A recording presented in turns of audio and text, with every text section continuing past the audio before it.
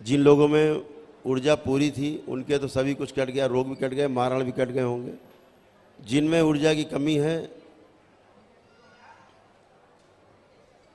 रोग हैं उनके, उनमें और परिवार के लोगों में, और तमाम लोग जुड़े रहते हैं परिवार के। आप संकल्प करते हो कि 8 लोग, 10 लोग, 6 लोग, 5 लोग, 14 लोग, 20 लोग, ऊर्जा की कमी रहती है। ऊर्जा तो उतना ही है, भोजन उतना ही बंटना कई लोगों में है।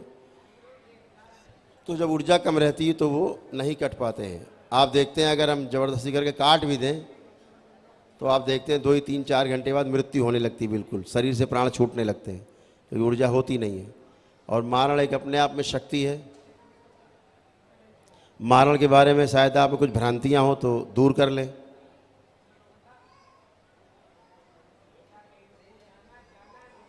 मारण जो है एक तांत्रिक प्रयोग है। तो ऐसा कुछ भी नहीं है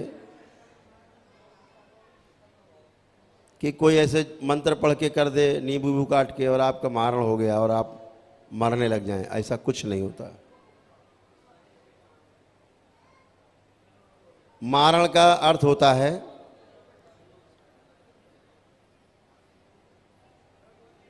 कि जैसे किसी व्यक्ति ने आप पे मारण करने की कोशिश की, कोई मान लीजिए तांत्रिक है,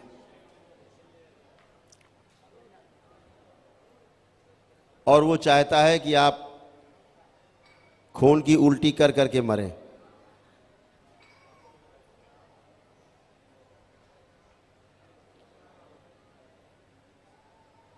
तो वो इस तरह का कोई शक्तिशाली प्रेत ढूंढेगा कि जब वो जिंदा रहा होगा, अपने शरीर में रहा होगा, वो प्रेत योनि में आने से पहले, तो खून की उल्टियां कर करके ही मरा है।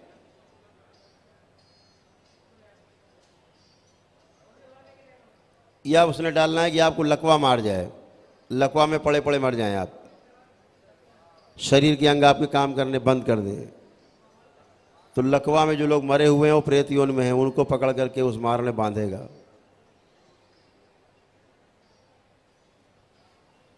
या आत्महत्या कर चुके लोग, ऐसे लोगों को बांध देगा उस मारण के तंत्र में। तो क्या होगा आप में, आप भी आत्महत्या करने की बार बार सोचोगे, और एक दिन ऐसा आएगा कि आप आत्महत्या कर ही लोगे। और आत्महत्या करते समय आपको ऐसा प्रतीत होगा कि आप दुनिया का सबसे अच्छा काम करने जा रहे हैं। हमने मारण में जो प्रयोग देखे,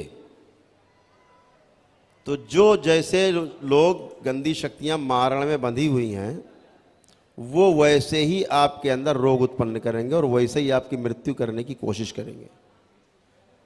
अब मान लीजिए मारण किया गया 600 साल पहले आपके किसी पितृ पे, क्या होगा?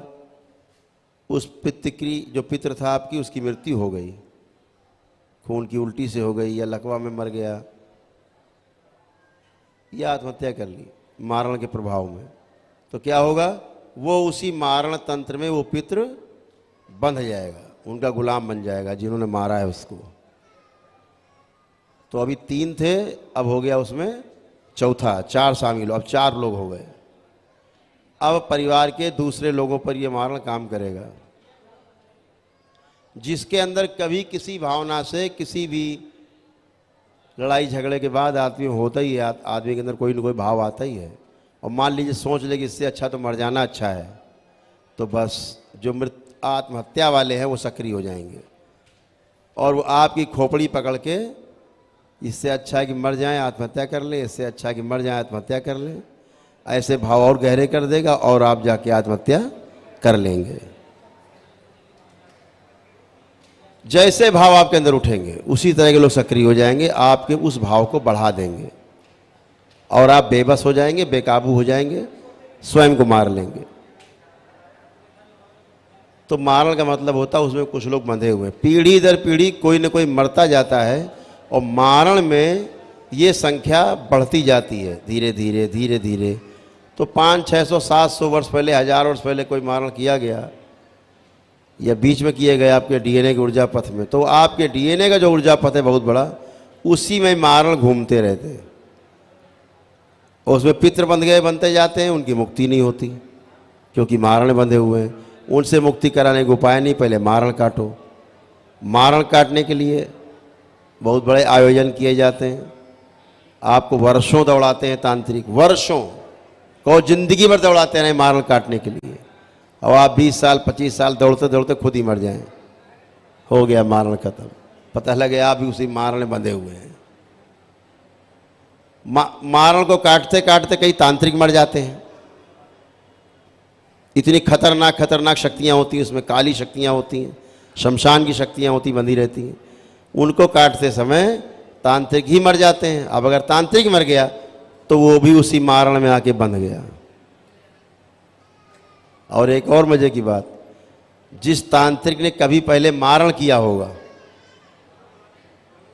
पहले कभी मारण किया होगा तांत्रिक ने पहले पितृ के ऊपर, तो जब वो तांत्रिक मरता है तो वो भी आके उसी मारण में बंध जाता, वो भी भोगता है। ऐसा मत समझो कि तांत्रिक करके वो निकल लेगा कहीं। प्रकृति के नियम बहुत सच्चे, बहुत कड़े हैं, एकदम क्लियर है। तो वो तांत्रिक भी आके उसी में बंध जाता, मारण और ज़्यादा खतरनाक हो जाता है। तो ये मारण जब तक आपके डीएनए के ऊर्जा पथ में रहता है, आपको रोगी उसके अंदर है तो आपके अंदर रोग बन जाएंगे, खूंखार है तो आप खूंखार बन जाएंगे, घर की सुख शांति में उठापटक करने वाले हैं तो बच्चों की बुद्धि खराब कर देंगे।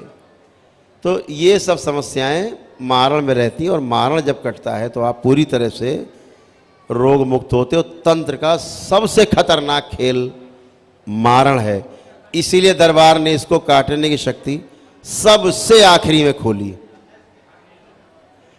सपोज करिए मारण की शक्ति सबसे पहले खोल देते, या आप आवे दरबार और हम आपका आते ही मारण काट दें, तो मारण तो कटेगा सो कटेगा, आप घर जाते जाते पहले मर जाओगे बीच में, आपका ऊर्जा ही नहीं है। घर पहुंचते पहुंचते बीच में मर जाओगे, रास्ता घर पहुंचने की आवश्यकता नहीं है, ऊर्जा नहीं है। तो जब आप में ऊर्जा की कमी पड़ती है तो दरबार आपको बताता है कि आप खुद ही दिखता है, अभी सबके मारण काटे, बहुत लोगों के नहीं कटे होंगे, मुश्किल 10% लोगों के कटे होंगे सब। बाकी ऊर्जा कमी इसलिए रहती है कि आप जो हवन करते हो उसमें आपके लाखों भूत प्रेत नष्ट होते हैं डीएनए ऊर्जा पथ से, आपकी ऊर्जा खर्चा होती है, न होने की ऊर्जा। तमाम पितृ दुष्ट होते हैं, निकाले जाते हैं, संहार होते हैं। अच्छे पितरों को मुक्ति दी जाती है, उसमें शक्ति नष्ट होती है। आसुरी शक्तियाँ तमाम नष्ट की जाती हैं, उसमें शक्ति खर्च होती है। तमाम तंत्र मंत्र किए जाते हैं, वशीकरण किए जाते हैं, उच्चाटन विकर्षण विदेशण होते हैं, उनको काटने में शक्ति जाती है। तमाम मुल्ला मौलवी दरबार में जुड़े होते हैं, उनको काटने में शक्ति जाती है। गुरु परंपरा आपको खा रही होती है, आपकी जो गलत पूजा पाठ आपको खा रही होती है, उसमें काटने में सब ऊर्जा जाती है। आपके नौकरी रोजगार व्यापार को ठीक करने में ऊर्जा जाती है। तमाम रोग आपके कष्ट दूर करने में ऊर्जा जाती है, ख़त्म होती है, नष्ट होती है।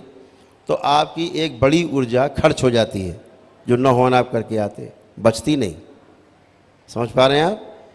अब रह जाते हैं आपके शरीर में जो बन जाते हैं रोग, स्थूल रूप से रोग बन जाते हैं।